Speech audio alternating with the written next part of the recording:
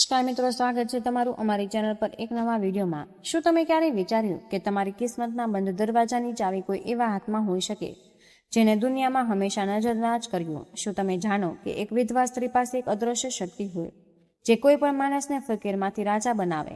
આજનો આ વિડીયો એવા તમામ લોકો માટે છે કે જેઓ દેવામાં ડૂબેલા છે, જેમની પ્રગતિ અટકી ગઈ, અથવા જેઓ મહેનત તો ઘણી કરે પરંતુ હાથમાં કંઈ બચતું જ નથી। આપણે એક એવી વસ્તુ વિશે વાત કરીએ કે જો કોઈ પણ વિધવા સ્ત્રી પાસેથી તમે છુપી રીતે માંગી લ્યો છો તો સમજો કે તમારી 7 પેઢીઓ રાજ કરશે। આ કોઈ પણ ટોટકો નથી, પરંતુ આપણા પ્રાચીન ગ્રંથોમાં છુપાયેલો જ્ઞાન છે જેને મોટા વિજ્ઞાનો હંમેશા ગુપ્ત રાખ્યો। આ વસ્તુ વિશે અજાણતા પહેલા મિત્રો તમારે એ પણ સમજવું પડે કે આપણા શાસ્ત્રોમાં વિધવા સ્ત્રીનો દરજ્જો આટલો રહસ્યમય કેમ જણાવવામાં આવ્યો છે। જ્યારે કોઈ પણ સ્ત્રીનો પતિ જતો રહે ત્યારે તે સ્ત્રી આખરી અને અડધી તપસ્યાના માર્ગ પર ચાલવા લાગે છે। તેનું જીવન સંઘર્ષ અને ત્યાગની એક એવી મૂર્તિ બની જાય જેમાં અપાર શક્તિઓનો સંચાર થવા લાગે છે। તે લોકોને અશુભ માને તેમાંથી દુર્ભાગ્ય, પરંતુ તેમની સૌથી મોટી ભૂલ સાચું તો એ છે કે એક વિધવા સ્ત્રીના અંતરાત્માથી નીકળેલી દુઆ સીધી ભગવાનના ચરણો સુધી પહોંચે છે। તેમની પાસે એ ઉર્જા હોય જે મોટા મોટા મહર્ષિઓ પાસે પણ નથી હોતી। આ વિડીયોમાં હું તમને એક વસ્તુ જણાવીશ કે જે તમારે તેમની પાસેથી માંગવાની છે, પરંતુ ધ્યાન રહે આનો એક નિયમ છે, જો નિયમ તૂટ્યો તો ફળ નથી મળતું। તેથી વિડીયોને એક પળ માટે હટાવતા નહીં, કારણ કે એક પણ શબ્દ છૂટી ગયો તો તમારું આખું જીવન એવું જ રહેશે જેવું આજે છે। તો આ કથા સાંભળો, તમારી આંખો ખોલી દેશે।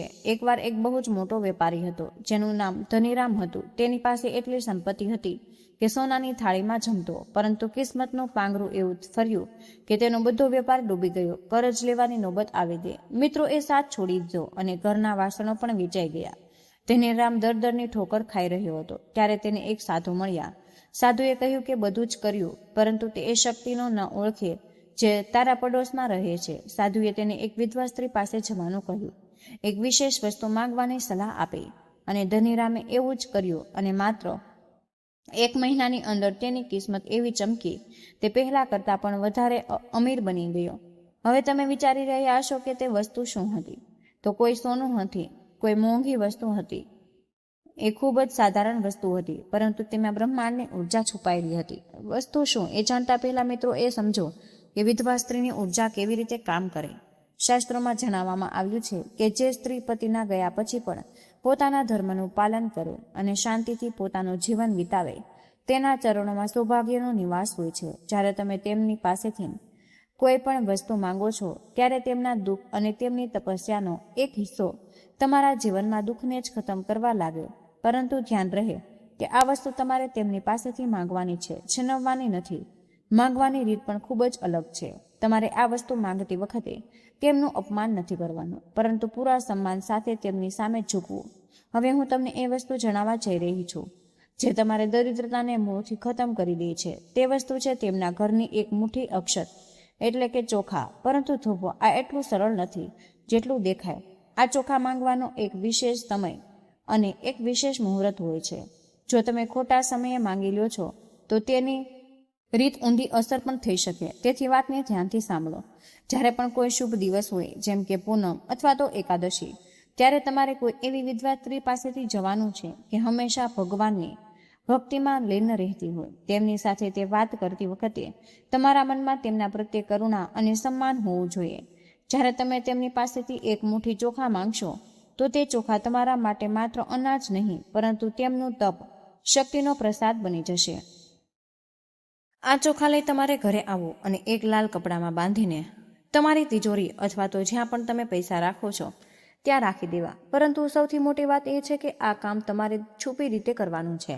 આનો અર્થ એ નથી કે તમે ચોરી કરો, પરંતુ આનો અર્થ એ કે આ વિશે કોઈને ખબર ન પડવી જોઈએ, તમારા ઘરના સભ્યને પણ બિલકુલ નહીં। શાસ્ત્રોમાં કહેવાયું છે કે ગુપ્તદાન અને ગુપ્ત પ્રસાદનું ફળ 1000 ગણું મળે। હવે એક બીજી જરૂરી વાત, કેટલાક લોકો વિચારે છે કે શું આપણે કોઈ પણ વિધવા સ્ત્રી પાસેથી માંગી શકીએ?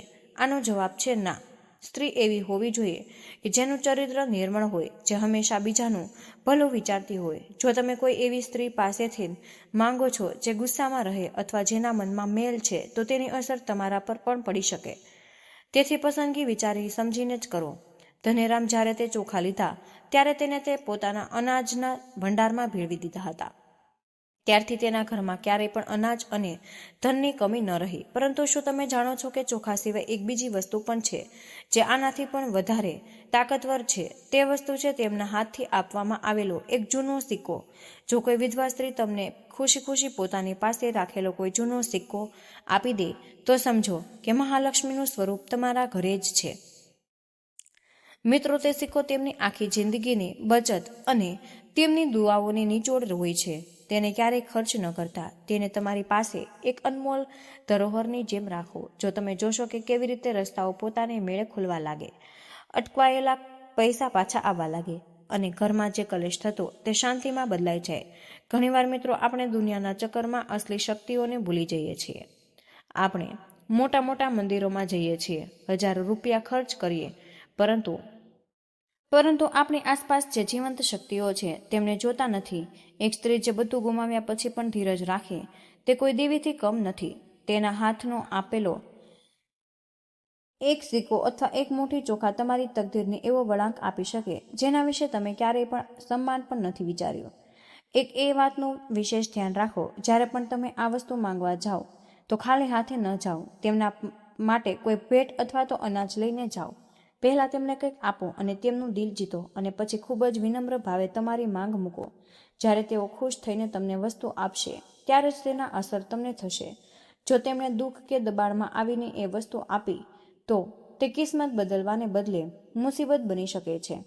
તેથી ભાવ શુદ્ધ હોવો જોઈએ. મેં જોયું છે કે ઘણા લોકો આ જ્ઞાનની મજાક ઉડાવે છે, પરંતુ એ જ લોકો જ્યારે મુસીબતમાં પડે ત્યારે દરેક દરવાજો માથું પટકે.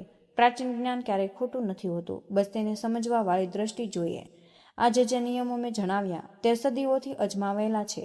જો આજે ગરીબી સામે ઝઝૂમી રહ્યા છો, જો તમને લાગે કે કોઈ તમારો સહારો સાથ નથી આપી રહ્યો, તો એકવાર આ ઉપાય કરીને જુઓ. પરંતુ યાદ રાખજો, નિષ્ઠા અને વિશ્વાસ સૌથી મોટા વસ્તુ છે. વિશ્વાસ વિના તો ભગવાન પણ નથી મળતા. આ તો પછી પણ એક ઉપાય છે. તો મિત્રો, આ વિડીયો સાંભળ્યા પછી તમારા મનમાં એક સવાલ પણ ઉઠી રહ્યો હશે કે જો કોઈ પણ સ્ત્રી આપવાની ના પાડી દે તો યાદ રાખો કે તેમના પર તમે દબાણ ન કરો. આનો અર્થ એ છે કે હજુ તમારો સમય નથી આવ્યો. રાહ જુઓ અને તમારી ભક્તિ વધારો. જ્યારે તમારો ભાવ સાચો હશે તો તે સ્ત્રી આપોઆપ તમને વસ્તુ આપવા માટે તૈયાર થઈ જશે. મિત્રો, આ ઉર્જાની લેવડ દેવડ છે. તમે તેમને સન્માન અને સહાયતા આપી રહ્યા છો અને બદલાવમાં એ તમને પોતાની તપસ્યાનો એક અંશ આપી રહી છે. મિત્રો, જીવનમાં નાની નાની વસ્તુઓ જ મોટા મોટા બદલાવ લાવે છે. આપણે હંમેશા મોટી મોટી વસ્તુઓની જ પાછળ ભાગીએ છીએ અને ઘરના દરવાજે ઊભેલી ખુશીઓને ઓળખી શકતા નથી. મિત્રો, વિધવા સ્ત્રીની દુઆઓ એ અસર છે. ચરણમાં પણ ફૂલ ખીલાવી શકે છે. તેમની પાસેથી લીધેલી એ વસ્તુ તમારા જીવનની દરિદ્રતાને હંમેશા માટે મિટાવી દેશે. બસ યાદ રાખજો, વાત ગુપ્ત હોવી જોઈએ અને મનમાં શ્રદ્ધા હોવી જોઈએ. જ્યારે પણ તમે આ કરશો તો તમે જોશો કે કેવી રીતે ધીરે ધીરે તમારી કિસ્મતના બંધ દરવાજા ખુલવા લાગ્યા છે. તમારું જીવન અનમોલ છે, તેને ગરીબી અને દુઆઓ ન વિતાવો. આપણા શાસ્ત્રોમાં દરેક સમસ્યાનું સમાધાન છે. બસ આપણે તેમને વાંચવું અને સમજવાનું છોડી દીધું છે. આજથી જ આ તમારા દ્રષ્ટિકોણને બદલો. તમારી આસપાસ રહેલી દરેક એ શક્તિનું સન્માન કરો જેને દુનિયાએ નકારી. ત્યારથી જ તમારી પ્રગતિનો રસ્તો નીકળશે. આ વિડીયો તમારા માટે એક સંકેત છે કે હવે તમારો ખરાબ સમય ખતમ થવાનો છે. જે વિધવા સ્ત્રી કાલ સુધી તમને એક સાધારણ મહિલા દેખાતી હતી, આજથી તે તમારા માટે ભાગ્ય વિધાતા બની શકે. આ જ્ઞાનને તમારા સુધી સીમિત ન રાખો, પણ એનો પ્રયોગ બિલકુલ ગુપ્ત રીતે કરો. જેટલું વધારે તમે નિયમ પાડશો એટલું ઝડપથી જ તમને પરિણામ મળશે. ઘણા લોકોને જોયા હશે કે જેમને આ નાના અમથા બદલાવથી પોતાની આખી દુનિયા બદલી નાખી. કરજ મુક્તિથી લઈને નવા ઘર અને ગાડી સુધી બધું જ સંભવ છે. જો તમારો રસ્તો સાચો છે અને તમારી દાનત સાફ, તો વિશ્વાસ રાખો કે એક મુઠ્ઠી ચોખા અથવા તો એક જૂનો સિક્કો તમારી કિસ્મતનો નવો ઇતિહાસ પણ લખી શકે. ત્યારે આ દુનિયાની ઉર્જાથી બનેલી દરેક ક્રિયાની એક પ્રતિક્રિયા હોય. જ્યારે તમે કોઈ દુઃખથી ભરેલી સ્ત્રીની સહાયતા કરો છો અને બદલાવમાં તે આશીર્વાદ સ્વરૂપે તમને કંઈક આપે, તો બ્રહ્માંડની બધી જ શક્તિઓ તમારી સાથે થઈ જાય છે. આ કોઈ ચમત્કાર નથી, પરંતુ એક વિજ્ઞાન છે, એક આધ્યાત્મિક વિજ્ઞાન જેને આપણા પૂર્વજોએ ખૂબ જ સારી રીતે સમજવું હતું. આજે એક જ્ઞાન મેં તમારી સાથે ખોલીને મૂકી દીધું. જ્યારે તમે તે વસ્તુ ઘરે લઈને આવશો તો તે દિવસે ઘરમાં શાંતિનો માહોલ જાળવી રાખો. કોઈની સાથે ઝઘડો ન કરો અને ન તો કોઈની બુરાઈ કરો. તે દિવસે તમારે આખા ઘરમાં ગંગાજળનો છંટકાવ કરવો અને દીવો પ્રગટાવવો. તે વસ્તુ માત્ર એક વસ્તુ નથી, તે એક નવી શક્તિનો પ્રવેશ છે. તમારા ઘરમાં તેનું સ્વાગત એક ઉત્સવની જેમ કરો. તમે જોશો કે કેવી રીતે મહિનો વીતવા તમારી આર્થિક સ્થિતિમાં સુધારો થવા લાગશે. આજે મિત્રો, આ એ રહસ્ય છે કે જે મોટા મોટા શેઠ અને વેપારીઓ હંમેશા છુપાવીને રાખે. તેઓ જાણે છે કે આશીર્વાદ કર્યા મળે કેવી રીતે લેવામાં આવે. આજથી તમે પણ આ રહસ્યના હિસ્સેદાર છો, તો તેનો ઉપયોગ કરો અને તમારા જીવનને ખુશહાલ બનાવો. ગરીબી કોઈ અભિશાપ નથી, પરંતુ ગરીબી બની છે આપણી પોતાની ભૂલ હોઈ શકે જો આપણે સાચા રસ્તાને ઓળખતા નથી. હવે તમારી પાસે એ રસ્તો છે કે જ્ઞાન અને વિધિ પર. અંતમાં બસ એટલું જ કહીશ કે દરેક સ્ત્રી દેવીનું સ્ત્રોત હોય છે અને વિધવા સ્ત્રી એ દેવીનું તપસ્વી રૂપ હોય. તેમને ક્યારેય દિલ ન દુભાવતા. તેમની આંખોમાંથી નીકળેલો એક પણ આંસુ તમારા આખા વંશને ડૂબાડી દેશે, પરંતુ તેમના ચહેરા પર આવેલી એક મુસ્કાન તમારા માટે સ્વર્ગના દરવાજા ખોલી શકે. તેથી તેમને પાસેથી માંગતા પહેલા તેમને કંઈક આપતા શીખો. જ્યારે તમે આપવાવાળા બનો છો ત્યારે કુદરત તમને પાછું આપવામાં વાર નથી કરતી. આ નિયમ છે, આ સત્ય છે અને આ જીવનનો આધાર. તમારી કિસ્મતને બદલવાની આ તક હાથમાંથી ન જવા દો. વિચારો નહીં, પરંતુ સાચા સમયની રાહ જુઓ અને આ કાર્યને પૂર્ણ કરો. તમારી દરિદ્રતા, તમારા દુઃખ અને તમારી પરેશાનીઓ હંમેશા માટે ખતમ થઈ જશે. તમારું ઘર ધાન્યથી ભરાઈ જશે અને તમે એક સન્માનિત જીવન જીવશો.